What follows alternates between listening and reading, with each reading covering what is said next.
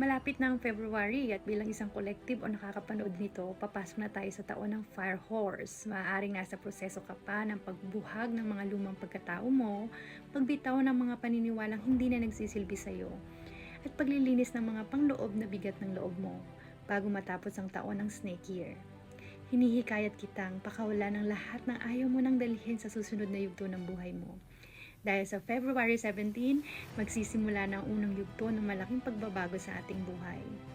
Walang hanggan ang oportunidad na darating.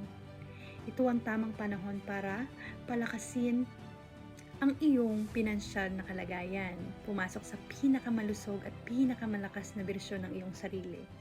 Mahanap ang pagmamahal at samahang matagal mo nang hinahanap, o kaya muling sindihan ng apoy sa kasalukuyang relasyon.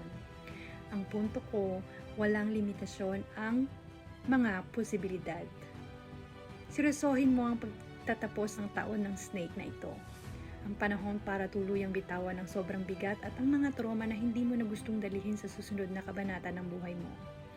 Sa mismong pagsisimula ng taon ng Fire Horse, sa February 17, bibilis ang galaw ng mga pangyayari. Kapag nagsimula na, tuloy-tuloy na ang momentum na ito. So good luck sa ating lahat.